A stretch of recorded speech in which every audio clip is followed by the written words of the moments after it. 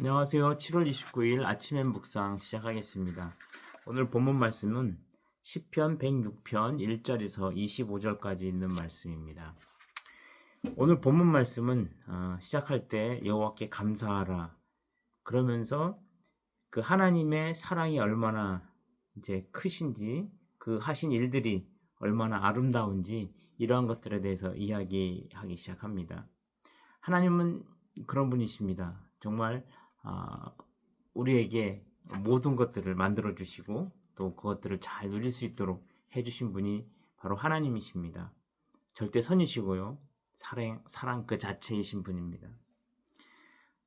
또 그 이스라엘의 역사를 이렇게 보면 이스라엘 백성을 출애굽시키시고 또 광야로 인도하시는데 거기 처음 이제 만난 이제 시련이 홍해이지 않습니까? 홍해도 잘 건너게 하시고 또 광야를 지난 동안 옷도 헤어지지 않고요. 또 그 출애굽과 이 가나안 땅에 들어가는 것까지 인도해 줄 중재자 모세도 세우시고 그 백성들을 인도하셨죠.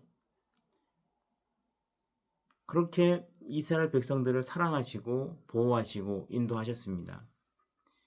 그런 분을 완벽하게 찬양한다는 것도 어렵다고 오늘 본문 말씀은 이야기하고 있습니다. 어린아이가 유치원에서 어버이날 부모님께 감사한다고 표현하면 그게 완벽한 표현이 되겠습니까? 저도 자녀된 사람으로서 여전히 그 부모님의 은혜에 감사하는 것은 아직도 모자라다고 저는 생각합니다. 그런 것처럼 하나님이 우리에게 해주신 것들 또한 우리를 사랑하시는 것에 비하면 우리가 하나님을 찬양하는 것은 정말 완벽할 수가 없습니다. 그저 하나님이 곱게 봐주시는 거죠. 저희가 부모 입장에서 저희 자녀들을 볼 때 그 아이들이 뭔가를 표현할 때 그냥 귀엽게 봐주는 것이죠.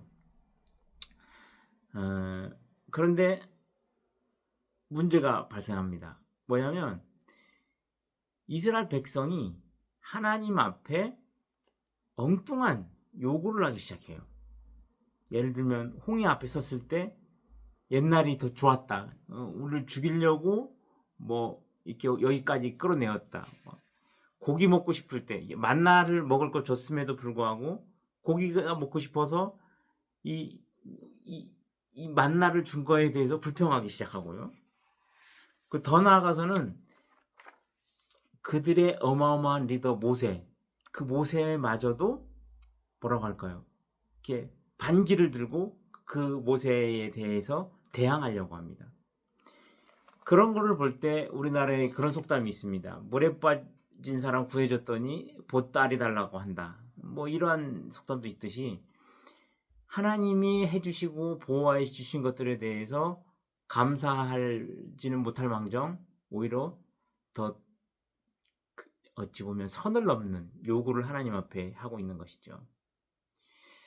저는 오늘 본문 말씀을 보면서 그러면 우리가 하나님을 거역하는 이유는 무엇일까 생각해 봤습니다.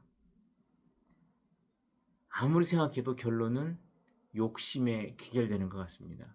우리의 욕심이 어찌 보면 하나님에 대한 그 위대함을 좀 폄하하고 오히려 그에게 불평하면서 우리의 엉뚱한 요구들을 그분 앞에 하게 되는 것 같습니다. 이 욕망이 있기 때문에 모든 게 다 좀 불평스럽고 짜증나고 자꾸 불평스러운 거에 집중하게 되고 그런 것 같습니다.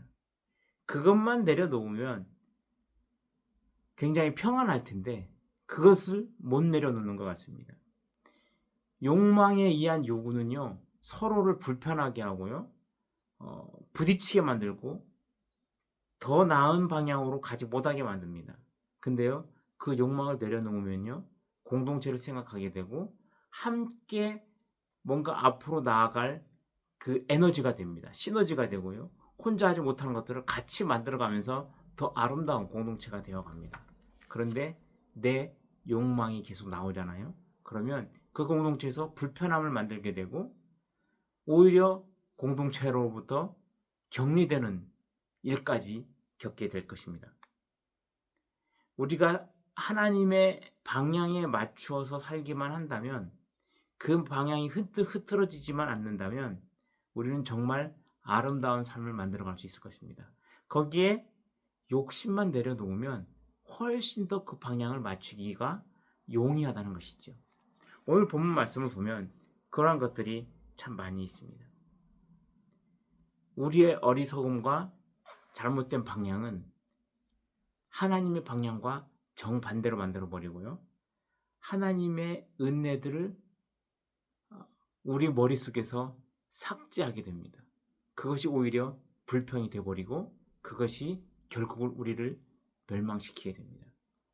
오늘 본문 말씀을 한 번 더 묵상하시면서 하나님의 은혜를 더 깊이 생각해 보시고, 또 한 가지는 하나님의 방향이 어떠한 방향으로 흘러야 될지에 대한 고민이 있었으면 좋겠습니다.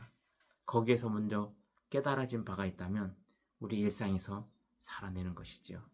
오늘 말씀을 한 번 더 묵상하시면서 하나님과의 관계가 더 깊어질 수 있기를 소망합니다. 기도하겠습니다. 사랑이 많으신 하나님 참 감사합니다. 오늘도 시편 말씀을 통해서 우리에게 또 새로운 도전을 주시니 감사합니다. 하나님의 그 선함을 우리가 압니다. 그러나 그 하나님의 선함이 우리의 욕심 때문에 가리워지지 않기를 소망합니다. 우리에게 많이 부어주셨던 하나님, 여전히 우리를 인도하고 계십니다. 그 은혜를 더 깊이 생각하고, 또한 우리가 하나님의 방향이 어떠한 방향으로 가야 될 것인지에 대한 깊은 깨달음을 얻게 하시고, 그 깨달음으로 이 세상 살아낼 수 있도록 함께하여 주옵소서. 감사드리며 예수님의 이름으로 기도합니다. 아멘.